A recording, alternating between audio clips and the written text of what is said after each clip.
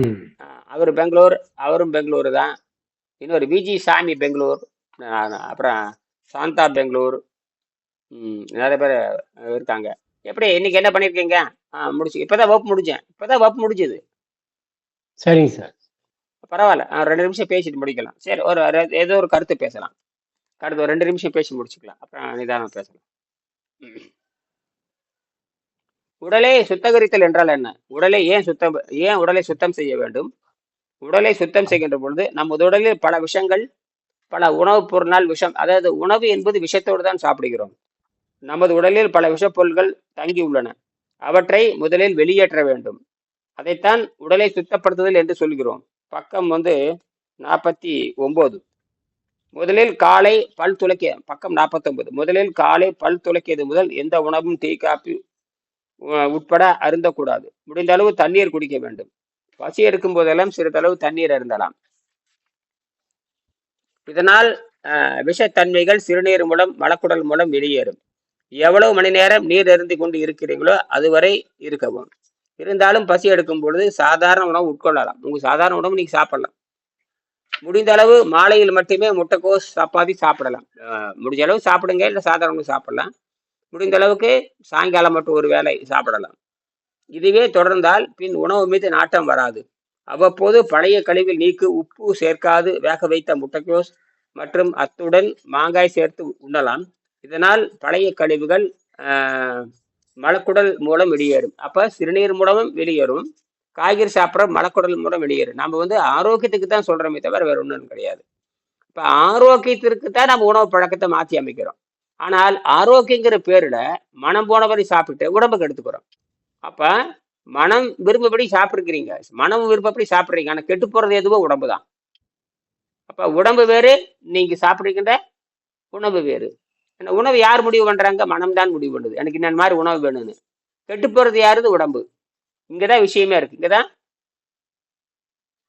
மனம் விரும்புகிறோம், சாப்பிடுகிறோம். கெட்டு போறது யாரு? உடம்பு. நம்ம உடல் தான் கெட்டு போகுது.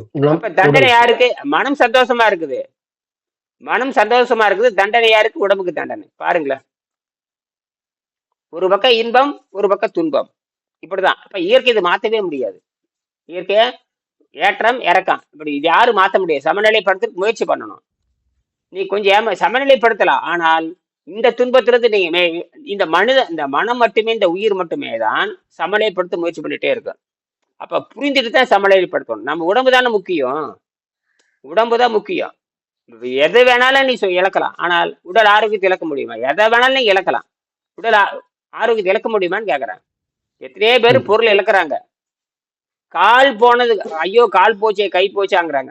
காலை இழக்கிறதுக்கு 10 லட்சம் 20 லட்சம் செலவு பண்றான். ஆனால் உடம்பை எப்படி காப்பாத்துறதுங்கிற கண்டுபிடிப்பு இன்னும் உலகத்துல இப்பதான் வந்திருக்கு.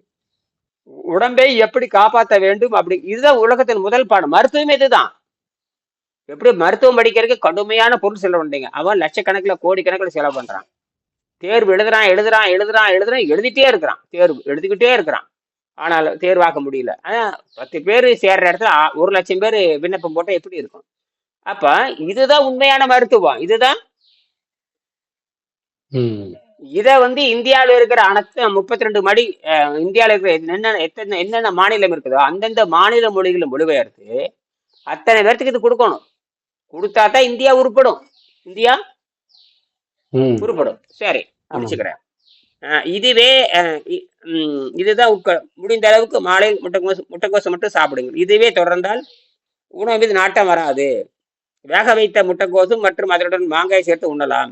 இந்த காலகட்டத்தில் உடல் எடை குறிப்பிட்ட அளவு அவரவர் உடலை பொறுத்தது. அவரவர் உடலை பொறுத்தது.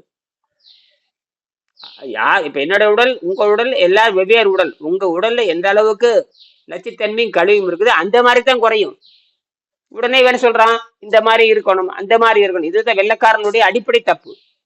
வெள்ளைக்காரன் தான் எல்லாத்தையும் கெடுத்து குட்டிச்சேராக்கி விட்டான். வெள்ளைக்கோ கொஞ்ச நேரம் தானும் கெட்டு தன்னாடும் குட்டிச்சேர் ஆயிடுச்சு, உலகத்தையும் கெடுத்து விட்டு போயிட்டான். இதுதான் வெள்ளைக்காரன் பண்ணக்கூடிய அற்புதமான வேலை. அதனாலதான் இந்தியாவில யாரும் நோபல் பரிசு பெற முடியாது. ஏன்னா வெள்ளைக்கார சிஸ்டத்தை யார் ஏத்துக்கிறானோ எவனும் எது பெற முடியாது? நோபல் பரிசோ, உயரிய விருதோ, புதிய கண்டுபிடிப்போ எதுவும் வராது. இந்தியாவில 100 வருஷம் ஆச்சு நோபல் பரிசு வாங்கி. சர் சி வி ராமனுக்கு அப்புறம் எவரும் நோபல் பரிசு வாங்கவே இல்லை. அது பிசிக்ஸ் நோபல் பரிசு வாங்கவே இல்லை. ஏன்னா இவனுக்கு அந்த அறிவு கிடையாது. ஏன்னா அறிவு யார்கிட்ட அடகு வச்சுட்டான்? இங்கிலீஷ்ல அடிக்கும். இங்கிலீஷ்காரன் சொல்றது கரெக்ட், இங்கிலீஷ்காரன் சொல்ற மாதிரி சரி அப்படிங்கிற மாதிரி இந்த மண்டையில ஏறிடுது. இங்கிலீஷ்காரன் சொல்றதை மட்டும்தான் கேட்பானே தவிர, இங்கிலீஷ்காரன் அது ஒரு விபச்சாரி. அவன் சொல்றது நீ எதுக்கு கேட்கற? அவன் நாட்டை ஆள வந்தான், நாட்டை அடக்க வந்தான், இங்க இருக்கிற பொருளை திருடிட்டு போறதுக்கு அவன் வந்தான். அவன் திருடன் சொல்றது நீ எதுக்கு கேட்கற? யாரும் இது உணரல. காந்தியடிகள் உணர்ந்தாரு, ஒழிக்கணும்னாரு. வெள்ளையனை ஒழிச்சாரே தவிர இங்கிலீஷ் ஒழிக்கல. எதை ஒழிச்சிருக்கோன்னு முதல்ல இங்கிலீஷ் ஒழிச்சிரு. இங்கிலீஷ் கலாச்சாரத்தை பூரா தூக்கி எறிஞ்சு போட்டு திருக்குறளை பாடமா வச்சிருக்கலாம், திருக்குறளை நீதி நூலா வச்சிருக்கலாம். உனக்கு நீதி நூல் தானே வேணும். திருக்குறள் வந்து எல்லாத்துக்கும், உலகத்துல இருக்க எல்லா மக்களுக்கும் இது பொருந்தும். திருக்குறள் நீதி நூலா வச்சிருக்கலாம். நீ நீதி நூல் எதை வச்சிருக்க? நீ பூரா பிரிட்டிஷ்காரனுடைய சட்டத்தையும் அமெரிக்கக்காரனும் சட்டத்தை. இந்த நாட்டுல ரெண்டு அதிபர் இருக்கிறாங்க. ஒண்ணு ஜனாதிபதிங்கிற ஒரு பிரதமர்னு ஒரு பொறுப்பு இருக்குது, குடியரசுத் தலைவர்னு ஒரு பொறுப்பு இருக்குது. இந்த ரெண்டு நமக்கு எதுக்குன்னு நான் கேட்கறேன். இந்த ரெண்டுமே தண்ட முண்டங்கள் தான். ஏதோ ஒரு தலைவர் இருக்கலாம், அப்படித்தான், வேற வேலையே இல்லை. இங்க என்னடா நான் இது காரணம் அரசியல்வாதிகள் பண்ண பித்தலாட்டம். காரணம் இந்த மத இதெல்லாம் இப்படி குடிச்சேர் ஆகி போச்சு. அப்ப இது காரணம் இந்த கட்சி சார்பு அரசியல முதல்ல அடிப்படை தரப்பு. கட்சி சார்புல நிக்கவே கூடாது. நல்லவர்கள் அது எந்த நாட்டை சேர்ந்த. இப்ப காந்தியடிக்கு நல்லவருங்கிற அது எந்த நாட்டுக்காரன்? அப்ப தமிழ்நாட்டுக்காரரா? குஜராத். இங்க வந்து சொன்ன அவர் கேட்கறது இல்ல. காந்தியடிகளுடைய கொள்கை வந்து சிறப்பான கொள்கைன்னு இந்தியாவுக்கு எல்லாரும் பேசுறீங்க. அங்கதான் மனிதர்களுடைய பழக்க வழக்கம் தான் நம்ம உயர்த்துமே தவிர அவர் இந்த நாட்டுக்காரரு அவர் அந்த நாட்டுக்காரர் ஏற்றுக்கொள்ள முடியும். அதைதான் திருவள்ளுவர் சொல்றாரு. அப்ப எப்பொருள் யார் யாரவே கேட்கணும். ஒழுக்கமுடையவர்கள் ஏன் புத்தர், நாம புத்தர் ஆஹா புத்தர் மகானுங்கிறோம், உடனே மகாவீரர் மகானுங்கிறோம். ஏன் நம்ம சொந்தக்காரரா? உனக்கு என்ன சொந்தம் இருந்தாலும் என்ன ஏத்துக்கிறீங்களா? அதே மாதிரிதான் இந்த வையத்தில் வாழ்வாங்கு வாழ்பவன் வானோரையும் தெய்வத்தில் வைக்கப்படும். ஆக இதுதான் இந்த மனித குலம். மனித குலம் யாரு? இதுல வந்து பிரிவினே கிடையாது. மனித குலம் மனித குலத்துக்கு தகுந்த மாதிரி வாழ்ந்து காட்டுறவங்களை தான் நாம எடுத்துக்காட்டு கொள்ள முடியும். அப்படித்தான் நம்ம பார்த்துக்கணும். அந்த மாதிரி சிந்திங்க. சரிங்களா? மீண்டும் சந்திப்போம். நன்றி, வணக்கம். சரிங்க, நன்றி.